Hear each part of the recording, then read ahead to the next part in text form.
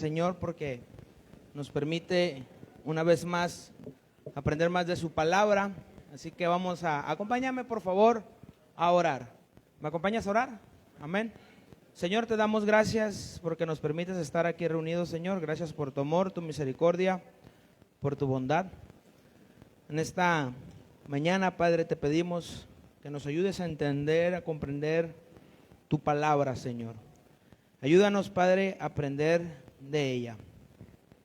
Estamos en tus manos, nuestros corazones están en tus manos y ayúdanos a que tu semilla caiga en buena tierra, en buenos corazones, Señor.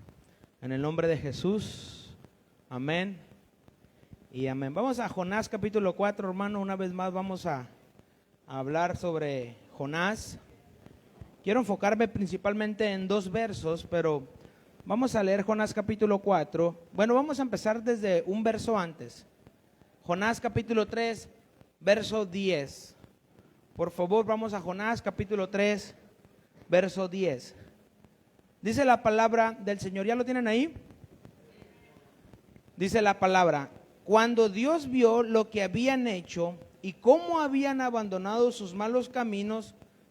Bueno, lo tengo en otra versión. Déjeme, lo pongo en la versión Reina Valera. Y vio Dios lo que hicieron, que se convirtieron de su mal camino y se arrepintió del mal que había dicho que les haría. ¿Quién haría el mal? Dios.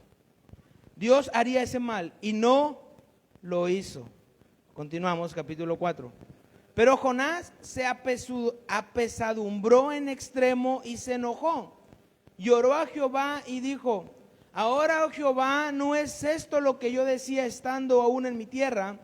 Por eso me apresuré a huir a Tarsis, porque yo sabía que tú eres Dios clemente y piadoso, tardo en enojarte y de grande misericordia, y que te arrepientes del mal. Quiero enfocarme en estos dos versos, en el verso 3:10, en donde dice que Dios se arrepintió del mal que les iba a hacer, y en el capítulo 4, verso 2, en donde Jonás le dice que es clemente, que es piadoso, que es lento para la ira, que es grande en misericordia, pero le dice que te arrepientes del mal. Hermanos, ¿qué entendemos nosotros por arrepentimiento? ¿Qué entendemos nosotros por arrepentirnos? ¿Qué es el arrepentirnos? Cambiar la mentalidad, ¿no? Lo que hacíamos ya no hacerlo. Ahora, ¿Dios cambia su mentalidad? ¿Será acaso que Dios cambia su manera de pensar? Entonces, ¿por qué dice aquí que se arrepintió Dios del mal que les iba a hacer? ¿Y por qué dice que Jonás le atribuye que él sabía que Dios se podía arrepentir del mal? Bueno, este es hebreo. Hay que irnos al hebreo. Pero antes de irnos a eso del hebreo, quiero que veamos, hermanos, quiero que entendamos de qué vamos a estar hablando esta mañana. Y quiero estar hablando de la inmutabilidad de Dios y del decreto de Dios. ¿Qué es esto? Ahorita vamos a ir viendo estos dos conceptos, la inmutabilidad y el decreto de Dios. Y quiero basarme en el profeta Jonás porque hemos estado viendo este profeta una vez más. Ya predicamos la semana pasada sobre el profeta Jonás y ahora quiero que veamos una vez más y que pensemos en la inmutabilidad y que pensemos en estos dos versos que dice que Dios se arrepintió del mal. En primero hay que aclarar esto, hermanos. En donde dice que se arrepintió del mal que había dicho que les haría, lo primero que tenemos que aclarar es algo que a los cristianos les suele dar mucho temor y les suele dar mucho miedo afirmarlo. Muchos cristianos les da temor decir que Dios es el autor del pecado. Y muchos lo tachan de herejía. Porque dicen Dios es bueno y Dios es todo bondad, Dios es amor, por lo tanto Dios no puede ser el autor del pecado. Para los que vienen al discipulado, los viernes hemos estado hablando de esto y les dejé una tarea. Bueno, como por 3 semanas les he dicho que busquen unos conceptos. ¿Lo buscaron? Los que vienen al discipulado los viernes, ¿lo analizaron, lo buscaron? ¿Cuál es esa palabra que les dije a los del discipulado que buscaran, hermanos? ¿Alguien recuerda? Ya veo que algunos están sacando sus anotes. Y los que están bien perdidos es porque no vienen los viernes. Yo estoy perdido, pero sí vengo, dice que algo así como Parangoquiturimícuaro, dice. ¿Cuál?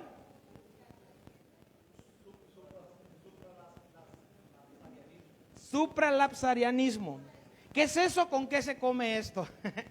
¿Con qué se come? Yo les dije que investigaran a estas personas porque hemos estado hablando, hermanos, acerca de esto del decreto de Dios, de cómo es que Dios se mueve, o más bien, cómo es que Dios ordena que las cosas sucedan, cómo es que Dios, más allá de solo hecho permitir que las cosas sucedan, más bien cómo Dios ordena que las cosas sucedan. Y esto es el supralapsarianismo, hermanos. Es creer que Dios está por encima de todo, de toda cosa que sucede, toda cosa que pase. Y nosotros en Comunidad Jireh tenemos un lema, y nuestro lema es: Dios está en control. Y si Dios está en control es porque Él está en control de todo. Ahora, ¿por qué entonces menciona la palabra aquí en Jonás que Dios se arrepintió del mal que iba a hacer? Si me pongo a explicar todo esto, hermanos, voy a tardar muchísimo tiempo, voy a tardar horas predicando. Si me pongo a ver toda esta cuestión del infralapsarianismo, supralapsarianismo y estas cuestiones, voy a tardar muchísimo, pero quiero que veamos y que analicemos o que entendamos por qué es que dice que Dios se arrepintió de esto. A menudo, hermanos, nosotros leemos acciones en la Biblia, acciones de Dios. Esto te voy a leer lo que dice la Biblia de Estudio de la Reforma. Esto es lo que dice. A menudo leemos acciones de Dios en términos antropomórficos. ¿Qué es esto? Es decir, que se le atribuyen a Dios características humanas. Antropos en griego significa hombre. Entonces, cuando hablamos de morfos, significa forma. Entonces, cuando hablamos de antropomorfismos, hablamos en forma de hombre. No es que Dios sea hombre y no es que Dios tenga características humanas.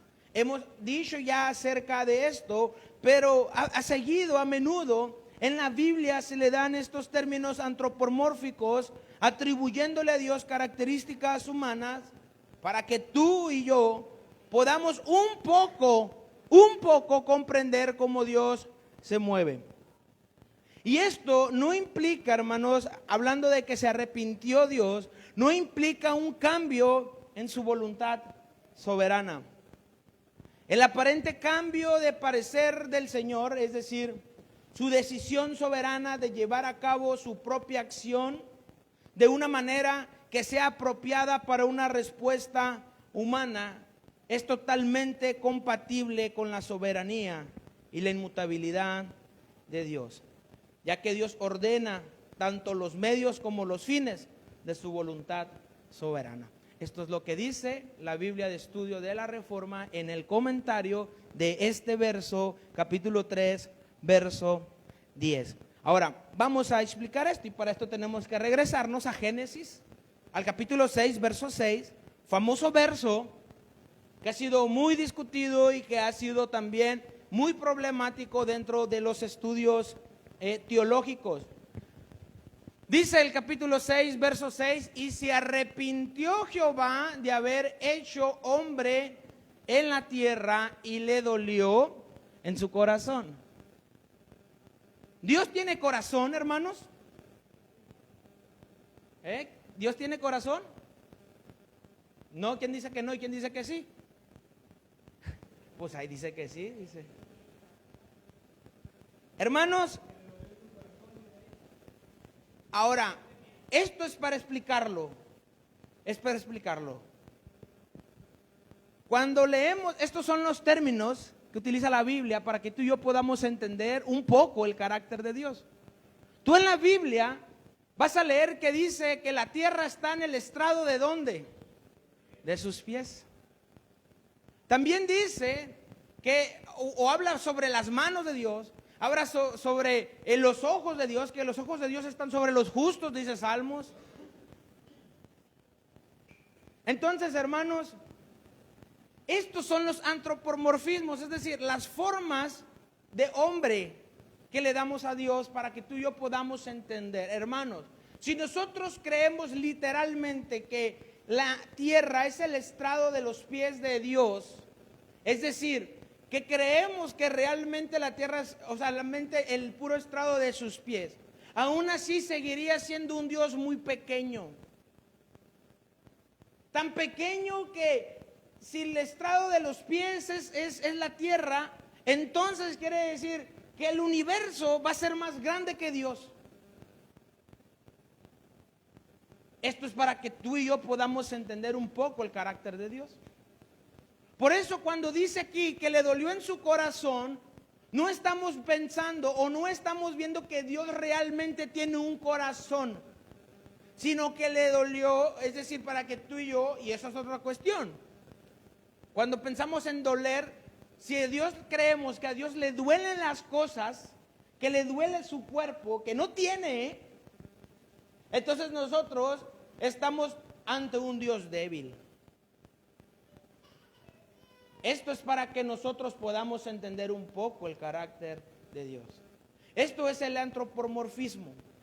Por lo tanto, cuando entendemos que Dios se arrepintió, cuando vemos que Dios se arrepiente, no significa que cambia de parecer, sino que es para que tú y yo podamos entender un poco acerca de cómo es que Dios se maneja. Solamente un poco.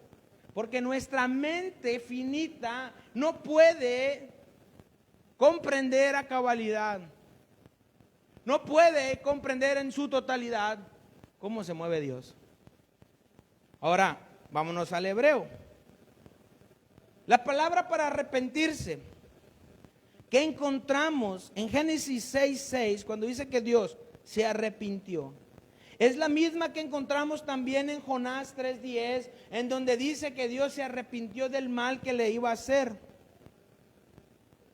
Y la palabra en hebreo, hermanos, es Naham. Y Naham significa suspirar o respirar fuertemente. Naham. Y por implicación es lamentarse. Pero también, hermanos, se utiliza para compadecerse.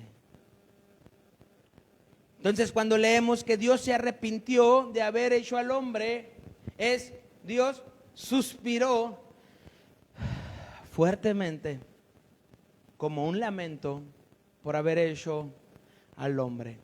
Pero más interesante, hermanos, es que esta palabra de Naham que encontramos en Génesis 6:6, en Jonás 3:10 y en Jonás 4:2, también lo tenemos en el libro de los Jueces, capítulo 2, verso 18. Y quiero que vean el contexto en el que se aplica la misma palabra en Jueces, capítulo 2, verso 18. Y cuando Jehová levantaba jueces, primera cosa, ¿quién levantaba a los jueces? El Señor estaba en control, ¿verdad? Luego dice que Jehová estaba ¿con quién? Con ese juez que levantaba. Y entonces sí, ¿qué es lo que hacía con todo el pueblo? Los libraba de la mano de los enemigos todo el tiempo de aquel juez, porque Jehová ¿era qué? Era movido a misericordia. Cuando ves la palabra movido, es la misma palabra Naham. El Señor suspiraba por su pueblo, suspiraba y era movido a misericordia. Y si te das cuenta, hermanos, bueno, si pensamos entonces nosotros en Génesis 6:6 y decimos que Dios fue movido a misericordia por haber creado el hombre, pues como que a lo mejor íbamos como que no iba a tener mucho sentido, ¿no? Entonces al traducirlo es, Jehová se arrepintió de haber hecho al hombre. Pero la palabra original, hermanos, Naham, habla de un suspiro. Y por supuesto, por implicación, al suspirar es lamentar. Cuando tú vas en el carro con tu esposa a un lado y suspiras, o estás con cualquier persona a un lado y suspiras, luego te van a preguntar, ¿qué tienes? Porque aunque ellos no te están diciendo, te están preguntando o están pensando que te estás lamentando, que es probable que te estés lamentando de algo. ¿Qué tienes? ¿Está todo bien? Pues fíjate que pegamos un suspiro. Esa es la palabra original de Naham. Ahora, hermanos, ¿acaso Dios, porque luego después dice que Dios le pesó también? ¿Acaso que Dios le dolió? Y la palabra más, o la traducción al español más correcta sería le pesó. Al Señor le pesó haber hecho al hombre. Al Señor le pesó el mal que le iba a hacer a Nínive. Al Señor le pesó, o al Señor le dice Jonás, sabía que te iba a pesar el mal. Y quiero que veamos esto importante, hermanos. Cuando Jonás le dice al Señor, yo sabía que te ibas a arrepentir del mal. Jonás, ojo con esto, Jonás lo está haciendo autor a Dios. Jonás está siendo autor del pecado a Dios. Es decir, Jonás lo está confesando como tal. Jonás lo está dejando en claro que él sí creía, Jonás creía que Dios era aún el autor del mal. ¿Y por qué entonces esto a mucha gente le causa confusión, le causa algún malestar? Pues porque nos enseñan que Dios es 100% amor, ¿no? Se nos olvida la parte del fuego consumidor. Porque nos predican de un Dios benevolente, pero no nos predican de un Dios justo. Nos predican de un Dios que te puede sanar, que un Dios que puede restaurar tu matrimonio, de un Dios que puede ayudarte con cierto milagro. Pero no nos predican de ese Dios que es lento para la ira, pero que tiene esa ira y que es fuego consumidor. Por eso es que a muchos no pueden concebir esto. Pero ¿qué es lo que dice aquí Jonás? Sabía que tú eres un Dios clemente, impiadoso, que eres lento para la ira, pero que eres grande en misericordia y que te arrepientes del mal. No le está diciendo que tú no permites el mal. Cuando le dice que te pesas del mal, lo está haciendo autor del mal. En este sentido, hermanos, y les dejo de tarea que investiguen estos términos de infralapsarianismo y supralapsarianismo. ¿Qué es esto? ¿Cómo se come? Te lo voy a decir más lento para que lo apuntes. Envíamelo por WhatsApp. Supralapsarianismo. Supralapsarianismo. Hermanos, los que creemos en esto, nosotros creemos, por ejemplo, en el tema principal es la caída del hombre. Que dicen que Dios permitió la caída del hombre.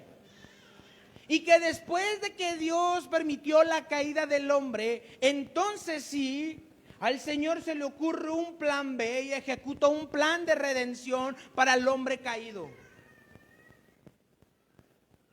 Pero nosotros no creemos eso, hermanos. Nosotros no creemos que Dios haya permitido la caída. Nosotros creemos que Dios ordenó la caída del hombre para su propia gloria. Y tenemos mucha Biblia para esto. Porque si Dios hubiese permitido solamente, significa que Dios, hermanos, se mueve solamente por lo que nosotros hacemos. Entonces tenemos a un Dios sumamente pequeño que depende de nuestras acciones. Entonces significa que Dios no es todopoderoso porque no pudo evitar la caída del hombre. Entonces significa que Dios se le salió las cosas de control cuando el hombre pecó. Y eso sí es una herejía. Pensar de esa manera sí es una herejía. Porque estamos diciendo que Dios es sumamente pequeño. De tal manera que Dios depende de mí o depende de la humanidad para poder, hermanos, ojo con esto, aún existir. Porque Dios dependería del hombre. Y esto se nos enseña mucho dentro de las iglesias, que Dios depende del hombre. Por eso nos empiezan a descontextualizar muchos pasajes de la Biblia, para que tú creas que Dios está por debajo de tus pies y que por eso tú le puedes pedir que Él haga lo que sea, como si fuese un padrino mágico o como si fuera un Aladín. Porque creen que Dios se mueve conforme a tú sientes, conforme tú piensas, conforme a tú quieres, y osamos de darle órdenes a Dios. Eso sí es una herejía. Eso es creer que Dios depende de lo que yo digo. Eso sí es creer que Dios depende de lo que yo hago. Eso sí es creer que Dios es sumamente pequeño, y más que a ser mi ayudador, como dice la Escritura, viene a ser mi ayudante, que no es lo mismo. Ayudador y ayudante no es lo mismo. El ayudador va y porque puede, ayuda. Y el ayudante va porque le pagan, porque le ordenan. Y Dios es nuestro ayudador, Dios no es nuestro ayudante. Así que volvemos a lo que veíamos acerca del arrepentimiento. Aquí tenemos, hermanos, un cambio de actitud, por así decirlo, del Señor, que no presenta una contradicción con los pasajes de la inmutabilidad de Dios. Vamos a Malaquías capítulo 3, verso 6. Malaquías capítulo 3, verso 6. Dice la palabra: porque yo, Jehová, ¿no qué? Soy inmutable. Porque yo, Jehová, no cambio. Por esto, hijos de Jacob, no habéis sido consumidos. Hace algunas semanas estuvimos hablando, cuando vimos el libro del profeta Abdías, y estábamos viendo la destrucción de Edom, es decir, de los descendientes de Esaú. Y veíamos cómo empieza Malaquías también, cómo empieza Malaquías capítulo 1, empieza a decir: a Jacob amé, pero a Esaú aborrecí. Y decíamos que algunos tienen problemas con esto, a pesar de que ellos todavía no habían nacido, y Dios ya estaba decidiendo amar a uno que era Jacob y que representaba a una nación. Porque cuando Dios le habla a su mamá, a la mamá de estos gemelos, les dice: dentro de tu vientre hay dos naciones. O sea, ya representaban naciones. Y decíamos que algunos tienen el conflicto de por qué aborreció a Esaú. Y les decía yo que el conflicto no debería de ser por qué aborreció a Esaú, sino el conflicto debería de ser por qué amó a Jacob, si era igual de culpable. Y vemos aquí que el Señor ya había hecho una elección soberana sobre Jacob. Dios ya había elegido a Jacob y a su nación. Y ahora vemos esta respuesta en el capítulo 3, verso 6. Porque yo, el Señor, no cambio, yo soy inmutable. Por esta razón es que a Jacob, los hijos de Jacob, no han sido consumidos a pesar de sus grandes pecados, a pesar de sus grandes rebeliones, a pesar de que son sumamente malos, igual que Esaú, igual que los descendientes de Esaú. Aún así, porque yo no cambio y dije que los iba a amar, por esas razones que los amo. Inmutabilidad de Dios. El Señor no cambia. Entonces, cuando vemos que Dios se arrepintió del mal que les iba a hacer, no contradice con esta inmutabilidad de Dios, porque el Señor ya tiene un plan decretado. Por eso yo no podía hablarte de la inmutabilidad de Dios sin hablarte del decreto de Dios. No podía yo hacer esto, hermanos. Entonces, hermanos, si nosotros creemos que tenemos un Dios que cambia de parecer movido por las acciones humanas y no por su propia voluntad, entonces nosotros tendríamos un Dios con D minúscula, que no puede sostener a la humanidad porque depende del hombre para poder actuar. A Dios no lo mueve tu situación económica, a Dios no lo mueve tu situación familiar, a Dios no lo mueve tu situación matrimonial, porque si Dios se mueve por eso, entonces Dios depende de nosotros y no nosotros dependemos de Dios. ¿Me estoy explicando? ¿Qué estás enseñando, Luis? Las verdades de la Biblia, las verdades, las palabras de verdad. Entonces, hermanos, Génesis capítulo 6, verso 6, que ya leímos. Jonás capítulo 3, verso 10, que ya leímos. Jonás capítulo 4, verso 2. Son textos que han causado serios problemas a los estudiosos bíblicos. Pero debemos de entender, hermanos, que estos pasajes no nos dicen que Dios cambia. Debemos de entender que estos pasajes no connotan que Dios cambie. Estos pasajes no connotan que Dios sea afectado por la tristeza u otros sentimientos humanos, y esto lo quiero aclarar aquí. Ojo, fue necesario para los escritores inspirados por el Espíritu Santo utilizar estos términos para que fuesen comprensibles al entendimiento del ser humano. Te lo voy a repetir una vez más. Fue necesario para los escritores inspirados por el Espíritu Santo utilizar estos términos para que fuesen comprensibles al entendimiento de los seres humanos, porque, hermanos, solamente así podríamos concebir a Dios con conceptos humanos, porque Él está fuera de nuestro razonamiento finito. Por eso tenemos mucho de que el estrado de los pies, de que la mano del Señor, los ojos del Señor, el corazón, para que nosotros podamos entender un poco cómo Dios actúa. Por esa razón, Jonás 4:2, Jonás 3:10, Génesis 6:6, habla del arrepentimiento de Dios, para que nosotros pudiéramos entender un poco cómo el Señor se mueve. Así que Malaquías 3:6, porque yo Jehová no cambio, esto es inmutabilidad. Así que, hermanos, aquí vemos que solo por la gracia soberana el Señor no destruye a Israel, a pesar de que eran iguales de culpables que los descendientes de Esaú. Y aquí, hermanos, hay algo importante, que aquí vemos reflejado, además de la inmutabilidad, además de que el Señor no cambia, aquí vemos reflejado también el propósito de Dios de bendecirlos.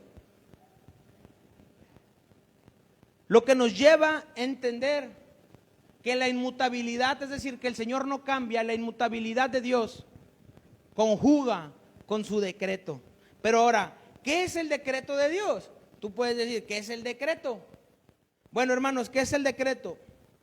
El decreto de Dios es la soberana y eterna determinación acerca de todas las cosas que son, que han sido y que serán en la creación, en la historia y en la salvación.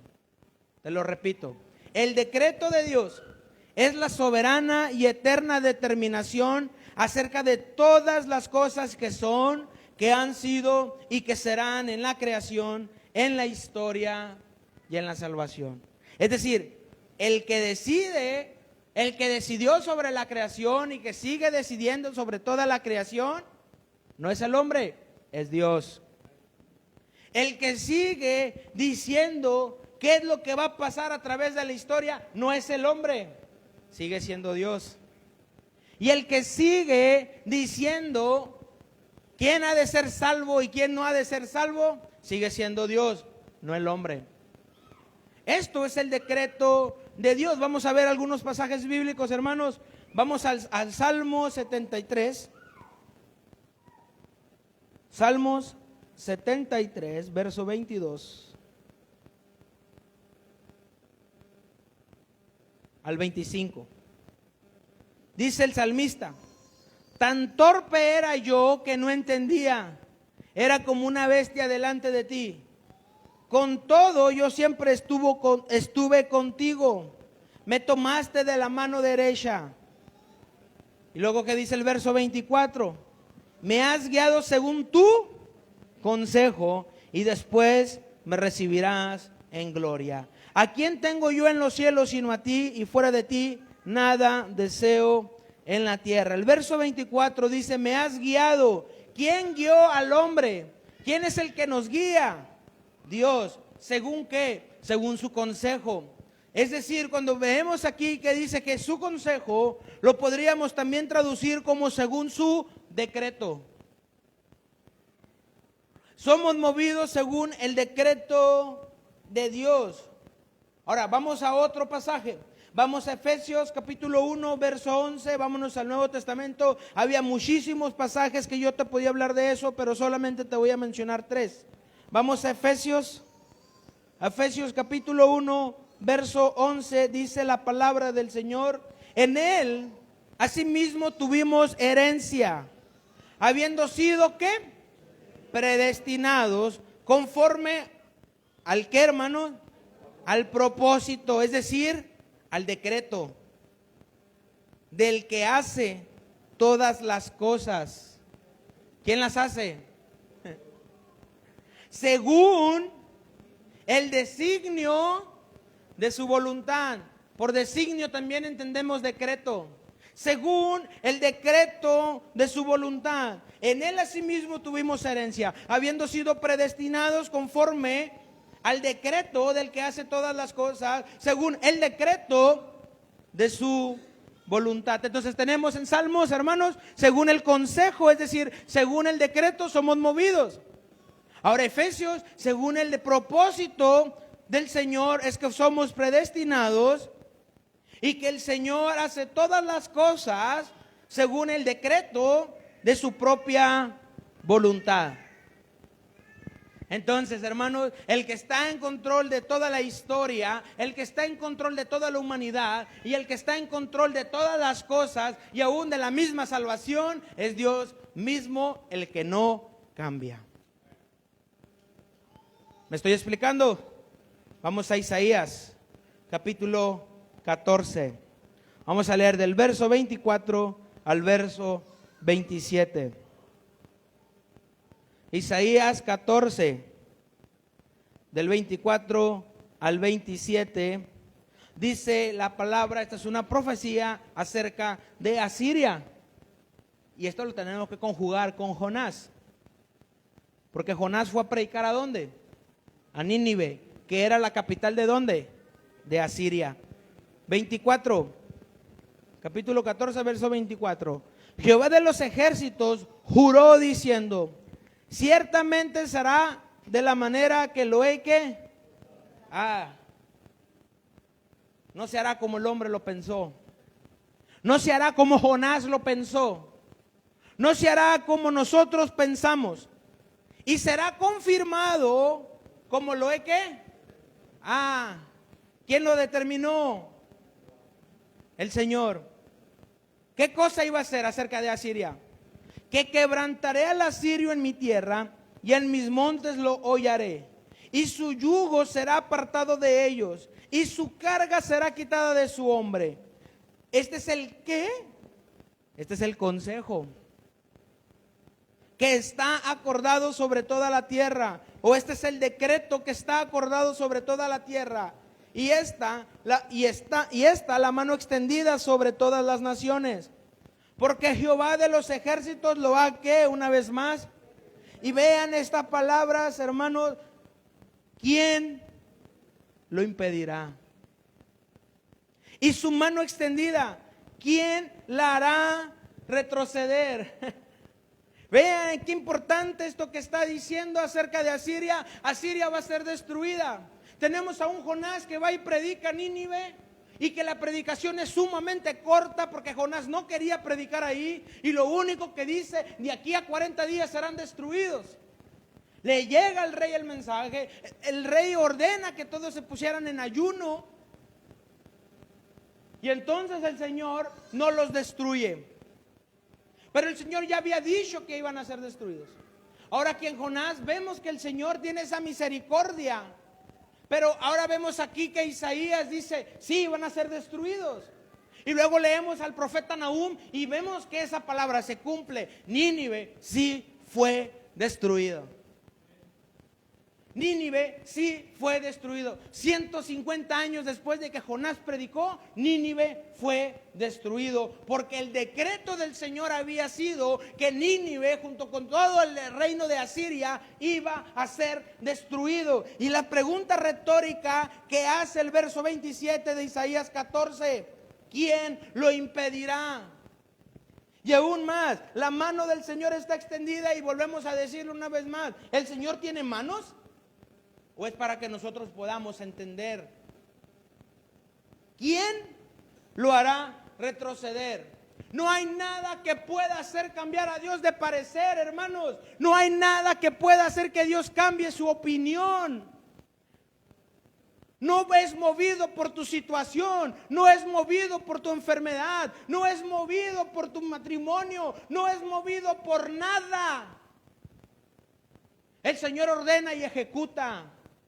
Nosotros somos sus esclavos.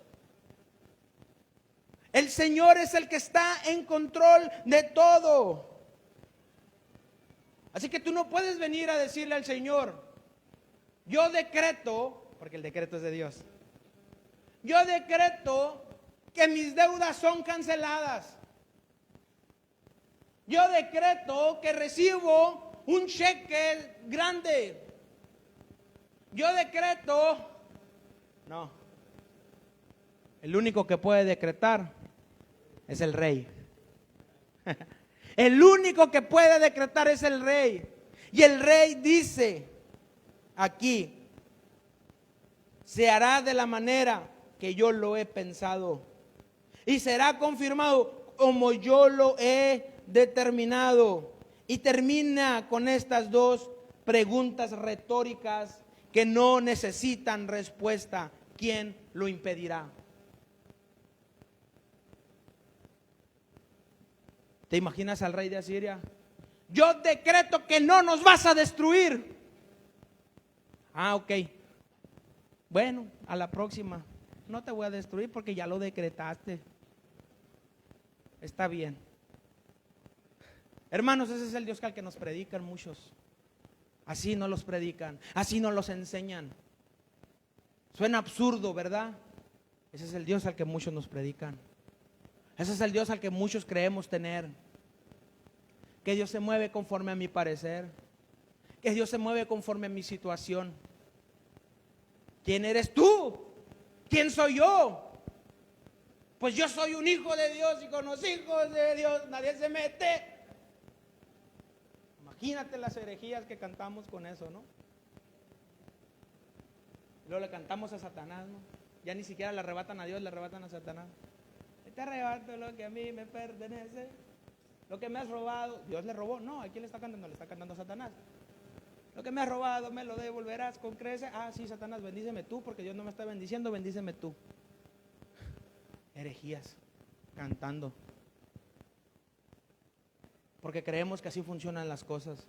Porque no tenemos un claro entendimiento de la inmutabilidad y el decreto de Dios. El que ordena las cosas es Dios.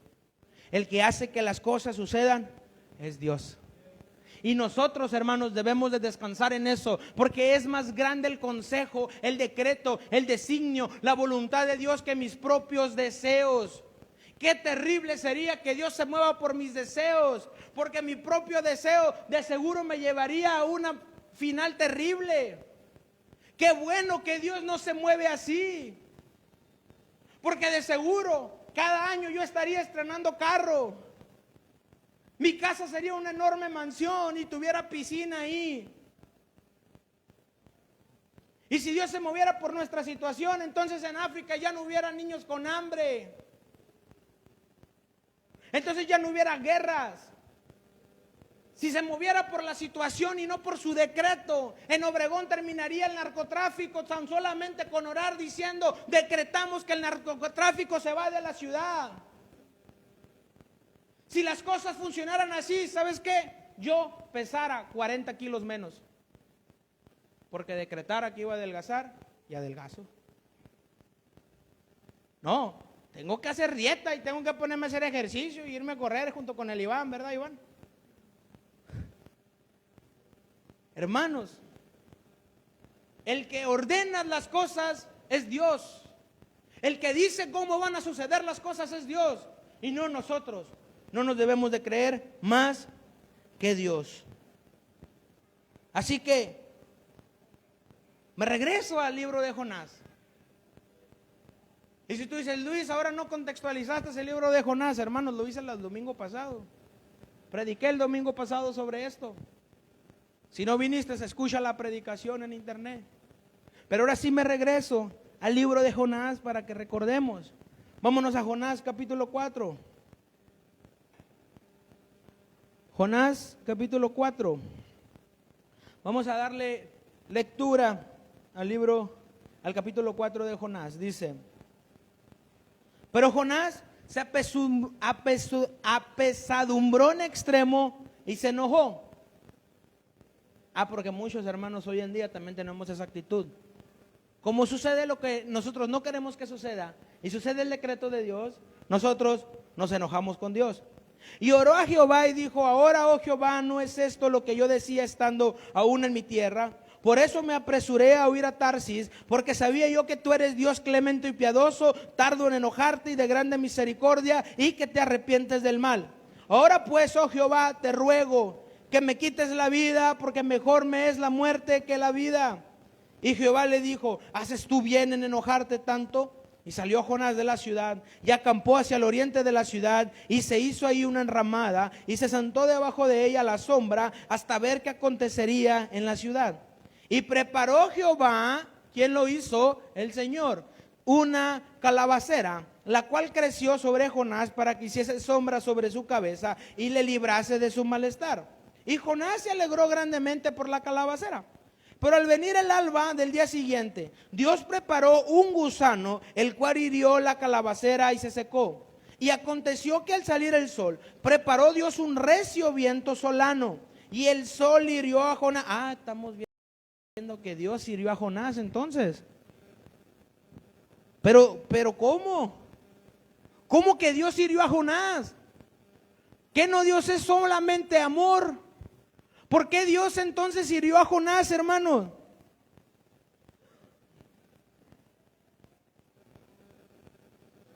Y se desmayaba, versículo 8. El sol hirió a Jonás en la cabeza y se desmayaba.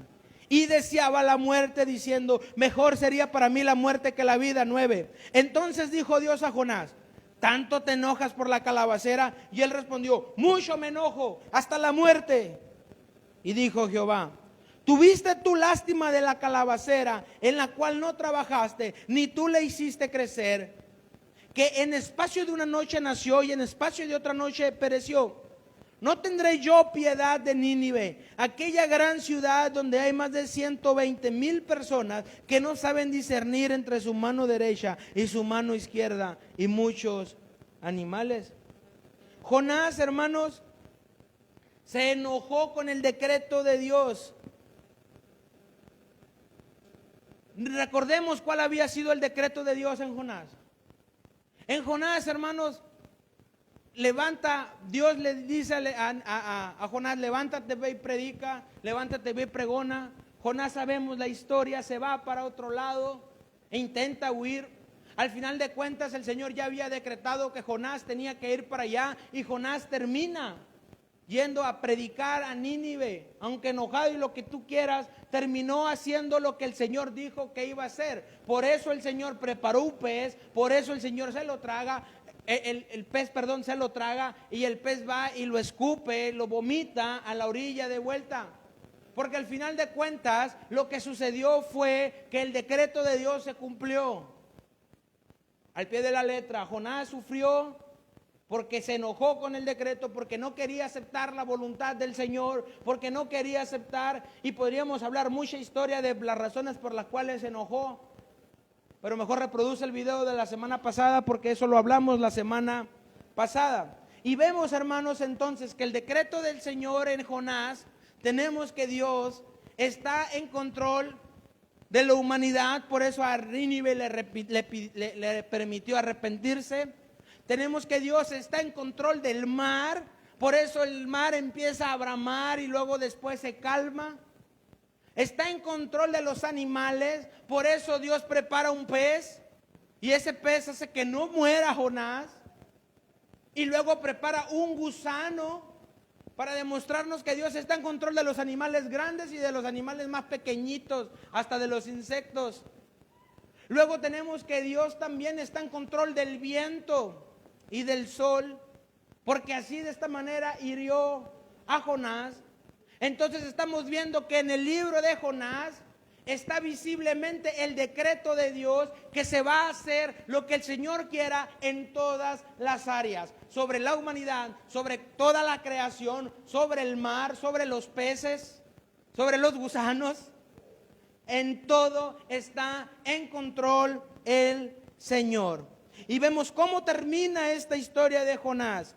Jonás termina enojado con el decreto de Dios y Dios demuestra su soberanía y al mismo tiempo su misericordia. Hoy en día, hermanos, el pueblo hace exactamente lo mismo que Jonás, que es enojarse con Dios.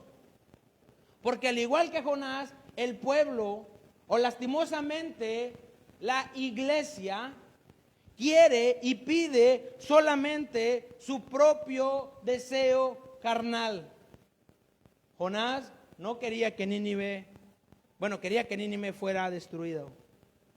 Jonás, lo único que él quería cuando se enojó porque lo que él quería es él estar bien en la sombrita. Él no quería la voluntad de Dios. Él no buscaba la voluntad de Dios. Y por eso Jonás estaba enojado, porque él quería sus propios deseos. Hoy en día nos pasa lo mismo. Nosotros cuando nos enojamos con Dios es porque nosotros queremos que se haga como nosotros queremos y no como Dios lo decretó. Entonces aquí es donde está la aplicación a nuestras vidas. Tenemos que buscar que el Señor haga conforme su voluntad, aceptar su voluntad. Algunos ya están enojados porque ya llevo casi una hora predicando, ¿verdad? ¿No, verdad que no? Proverbios, hermanos, ya voy a terminar. Solamente tres lecturas más. 3 libros más. Proverbios 16:4 solamente. Un verso corto, famoso. Todas las cosas ha hecho Jehová, ¿para quién?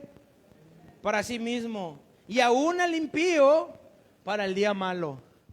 Aún el pecador está hecho para el día malo, porque el Señor todas las cosas las ha hecho para Él mismo. Vamos a Colosenses, capítulo 1, verso 16. Porque en Él fueron creadas todas las cosas, las que hay en los cielos y las que hay en la tierra, visibles e invisibles, sean tronos, sean dominios, sean principados, sean potestades. Todo fue creado por medio de ¿quién? De Él. ¿Y para quién? Para Él. Y esto incluye la caída del hombre. Todo fue hecho y creado por medio de Cristo y para Cristo. Romanos capítulo 11, verso 33 al 36. Romanos capítulo 11, verso 33 al 36, dice la palabra del Señor. Oh profundidad de las riquezas de la sabiduría y de la ciencia de Dios. Cuán insondables son sus juicios e inescrutables sus caminos. Porque ¿quién entendió la mente del Señor? ¿O quién fue su consejero? Es decir, ¿quién le dijo al Señor qué es lo que tenía que hacer? ¿Quién le dice al Señor que haga las cosas? ¿Quién? Y es una pregunta retórica. Verso 35. ¿O quién le dio a él primero para que le fuese recompensado? 36.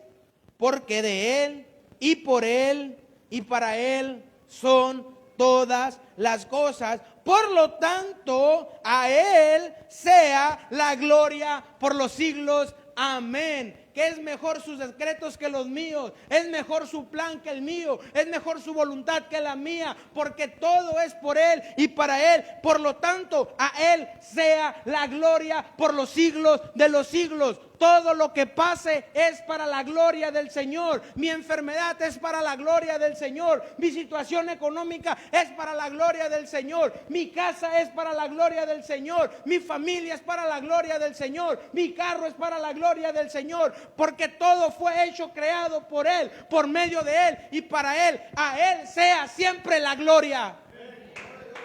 Te invito a que te pongas de pie, vamos a orar. Ponte de pie, hermano, vamos a orar y darle gracias al Señor, porque su decreto es mejor que el nuestro. Amén. Señor, te damos gracias. Te damos gracias, Padre Santo, porque tú estás en control de todo lo que sucede. Tú estás en control de todo, Padre. Tú no cambias de parecer.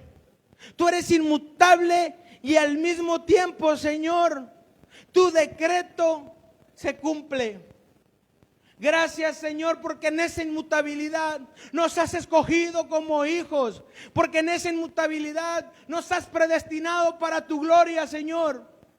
Y tú no cambias de parecer. Hoy no me das la salvación para mañana quitármela. Tú no cambias de parecer. Por eso te doy gracias, Señor.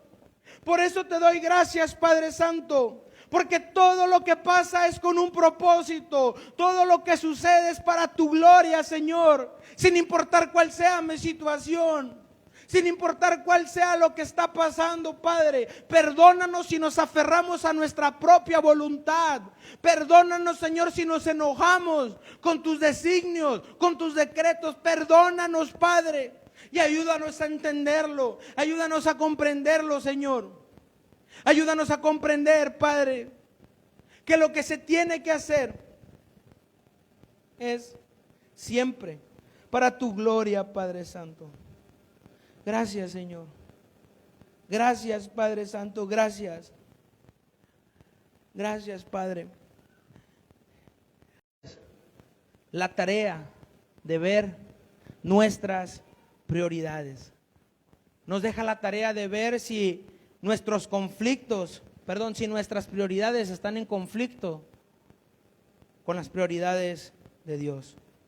Y demuestra que el decreto que prevalece es el de Dios y no el nuestro. Amén. Que el Señor te bendiga y te guarde. Dale un aplauso a Dios.